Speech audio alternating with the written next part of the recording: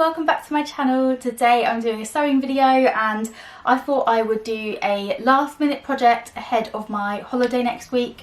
I've literally got a week until I go, so this is a very last minute make and fingers crossed I can get it made in time. I'll obviously let you guys know at the end of the video if I manage it. And I'm going to make the Friday Pattern Company Saguaro pants or trousers if you're in the UK.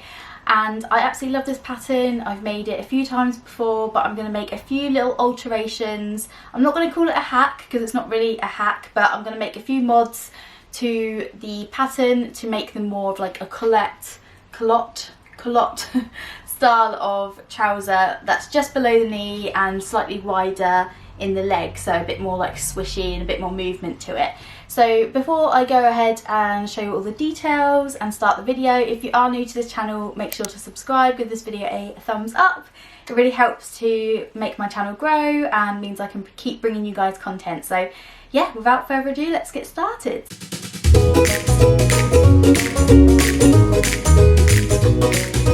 Little disclaimer, it is so hot in the studio. In the summer months, it's like working in a greenhouse, so apologies for this situation. And yeah, we're just gonna have to work through it. Usually I have my fan like blasting on my face, but obviously when I'm filming I can't do that because of the noise. So here we are. The fabric I'm going to be using for this is a really gorgeous fabric that I got from Rainbow Fabrics, and it's like a plissé, or how do you pronounce that? Plissé.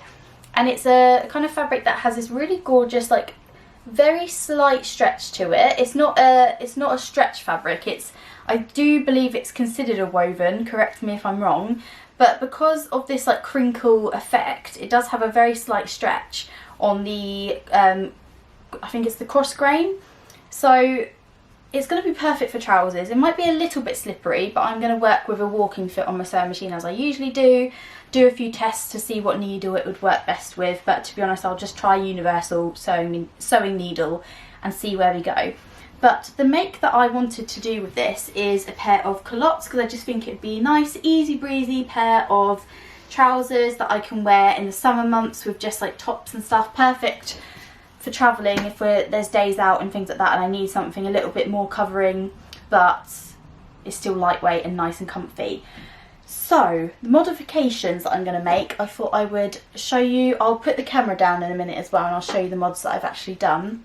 But firstly, the Saguaro pant, I'll leave a cutout drawing here. It's a very simple elasticated waist trouser with a drawstring and some pockets, and it's fairly wide legged. It's not like flared, but it's a nice wide sort of leg to it. The modifications that I want to make for this is to make it slightly below knee length, so depending on your height would obviously alter how much you take off the leg, but because it is a square hem and it's very straight in the leg, you can literally just take off as much as you need. So that's a very, very easy way to make them cropped. And then also I want to slightly widen the leg, so instead of them being like kind of straight down, I do want to give them that kind of trapeze kind of swishy look to them without them being like obviously massively oversized. I just want them to be slightly wider, so I'm going to add a little bit on the side seams, and then I'm also increasing the rise on the crotch seam. When I've made them in the past, although they're slightly high rise, I'm not going to call them high waisted, but they're slightly high rise pants, so the elastic does sort of fit just below the belly button. I prefer my sort of bottoms and undergarments to cover up my tummy and to come up to where my belly button is. And depending on the size, I'm making a size large, I still find that the size doesn't really cover my bottom very comfortably. Like I still feel like there's not enough ease for me. And that is more on the curvature of my bum, if you like, rather than the size of my hips. I've gone by my hip measurement and the size large in the Friday Pattern Company patterns is usually perfect for me. Apologies for the background noise, I've got my door open because it's just too hot to work otherwise. So here is the pants. I'm trying to show you this as best as I can, but I'm working on a new pattern cutting table and my camera doesn't seem to go higher than I want it.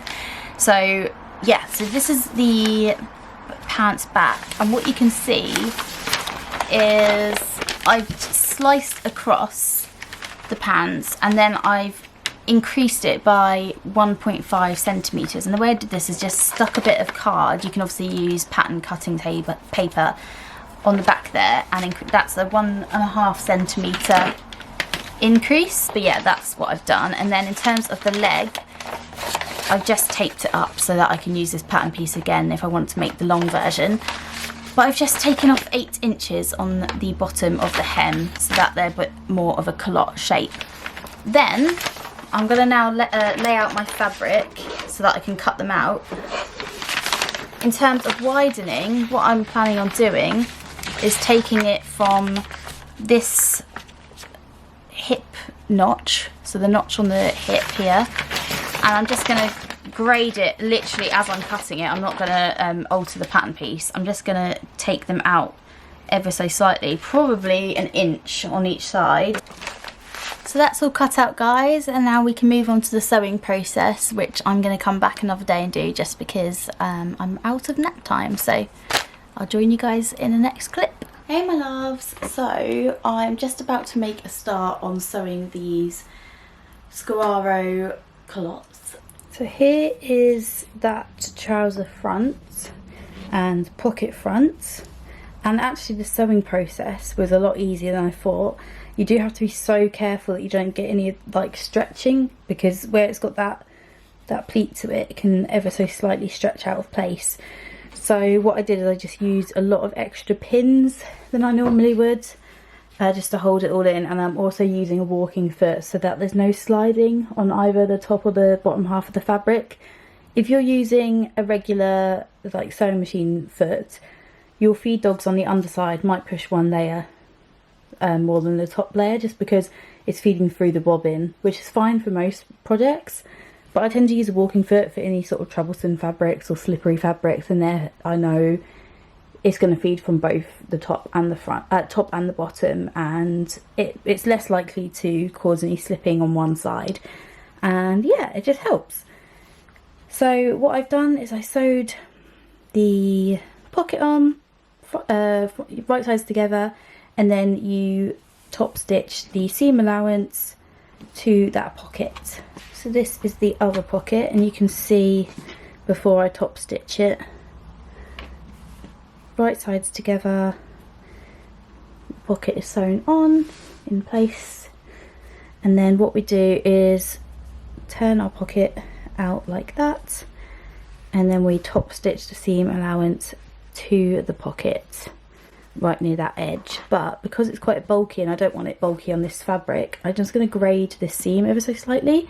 So fold it back like that, and then a little helpful tip is to grab some fabric scissors, and I'm just going to cut the pocket seam allowance, not the other one, so I'm cutting in between the two, and this just helps to reduce the bulk on that seam allowance. You're still top stitching that one to the pocket, but you would just reduce that bulk slightly, so it makes it nice and flat. So once the pocket is on, we can get our pocket back pieces right sides together, match up your pockets, and we're going to be stitching from this edge here all the way around the curved edge to here, and that's it. We're not stitching up here or on the top, just around that curved. That is now sewn in place, and I've also finished that edge. I don't think it says in the instructions to finish it, but this is a good time to finish that edge if you can, the edge of the pocket, that is. So once that's done, the magic of this section is that you fold it, so where that pocket is top stitch here, you kind of fold that underneath at that point, and it creates that pocket shape at the front, like that. Obviously you have to make sure everything's flat and in place, and then you can match up the notches at the top. Pin that down there, and we're going to be doing a stitch here and a stitch here at the side to keep that all in place. This fabric is, because of the shape of it, I'm trying not to and try not to iron it too much during the process, but I will lightly press this pocket down just to make sure that's nice and flat. I'm going to put some stay stitches, or whatever you want to call it, basting on these pieces here. I just do it ever so slightly smaller than the seam allowance. And then the next step is actually starting to sew the legs together, which is always good fun. So let me do this and then I'll talk through the leg process. So now we move on to the construction of putting the legs together. So we want to take our back pieces, lay one side down like this. You can see the crotch seam there. Trying to fit it all into the camera, but I need to sort out my tripod situation, but hopefully you guys can see what I'm doing here. And then we're placing the other piece right sides together, and we're matching up our crotch seam. Once you've pinned that in place, go ahead to the sewing machine and we'll give that a stitch and finish that edge. That seam is done and it's finished, and we need to repeat the process with our two front pieces. So like that, stitch up this curved edge. You might be able to hear my fan in the background, so apologies, but I need it on. So we've got our front pieces sewn together at the crotch seam and then lay that out flat, and then we take our back piece, lay that on top, and now we are sewing this side seams together first. I'm just working on the drawstring, and I've taken my two long rectangular pieces and I've just sewn them together at the short ends like this. I'm about to press this seam open, and then once that's pressed open, you sew it all the way down the length to create your drawstring, and then pull it out right side. So yeah, working on that at the moment. The trousers are together now, and the next step is to work on the waistband. So they're all ready, just going to put them to one side and work on the waistband as well. So on this piece of the front waistband, we have to create two buttonholes, and these holes are going to make up the holes that thread the drawstring into it. So I'm going to go over to the machine and pop some little buttonholes into this, and then once the buttonholes are in there, we can put some interfacing on there. And in fact, actually, I'm going to do the interfacing first, then the buttonholes. I don't know why I didn't think of that. So yeah, interface it, put your buttonholes on, and then we're sewing the front and back waistbands together. So those buttonholes are done. And then I also have sewn the front and back piece together, so it's now one loop. I'm going to open up my buttonholes, but I thought I would show you a handy little technique if you are a beginner and you've never sewn a buttonhole. Please don't be scared of them. You also don't need buttonhole cutters. You can get like these slicing things, but you can use your trusty unpicker as well. So yeah, it's super straightforward. Let me just pop the camera up on my tripod and I'll show you.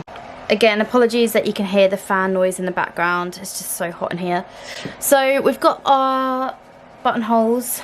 You want to place a pin in one side of the buttonhole, so that is protecting that edge of the buttonhole, and the same again with how many other buttonholes you have. Then put your unpicker into the side without the pin, and then you're going to very slowly cut down the buttonhole, and then that pin will stop it from cutting through the end. Again with this one, pop in the unpicker or your seam ripper, whatever you want to call it, and then slowly cut down the buttonhole until it meets the pin. And there we go. So now that's done, the next process is to iron the waistband wrong sides together. Obviously iron the seams flat, and we're folding it in half and just ironing it wrong sides together so that we have a waistband like so. So now we can put our waistband onto the trousers, matching up notches with the centre fronts, centre back, and then obviously your side seams. And we're pinning through 3 layers of fabric here, so you should have your trousers and then the waistband that's folded in half. So let's pin that, and then when it comes to sewing, we're sewing it all the way around, but we're leaving a couple of inches open. So sew from, say, there all the way around to about there. Obviously finish back tack and whatever at the start and at the end, leaving a gap, and then that gap is where we will thread our elastic. So we're nearly at the stage of having finished trousers. Ignore the mess of my studio in the background, you guys. So here are the trousers, and I've cut the elastic to the required size. Well, I didn't say required, to the suggested size for a size large, which is 27.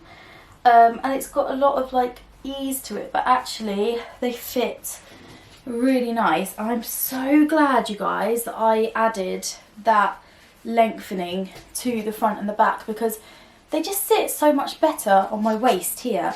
Before, this bit was like dropping down and it was a little bit tight on my bum, so adding 2 centimetres was actually ideal. So yeah, what I need to do now that I'm happy and I can see that I'm happy with how much elastic I have, to be honest, I could take a little bit more away. But yeah, I like them comfy anyway. So now that they are in, obviously you can see that that hole's in the back. I will sew up the elastic, sew up the hole, finish that seam, and then put some stitches around the waist, which it shows in the instructions. Really simple, you just sort of stretch it as you're sewing. And then hem them all day, and I'm so hot. Yeah, so what I'll do is I will finish off the waistband, do the hems. The hem is just going to be a rolling hem, really straightforward. I'm going to try not to stretch them out so they don't go wavy. So yeah, that's going to be fun. So yeah, hem it, waistband, and then we're done. And we've got ourselves a pair of culottes. I hope you've enjoyed seeing like the extra steps that I've put in this video. I'm really trying my hardest, guys, to be more thorough with my sew-alongs. Hi guys, Future Paige here. I'm just editing the video and I realised I didn't film an outro. So I'm going to overlay some footage of the finished Saguaro pants. I really hope you enjoyed seeing them come together. They were so easy to make, and the amends just made them like super swishy and the perfect pair of culottes. I think I'm going to get a lot of wear out of them this summer. If you haven't already, make sure to subscribe to my channel, give this video a thumbs up, and yeah, thank you so much for watching. I'll see you next time. Bye.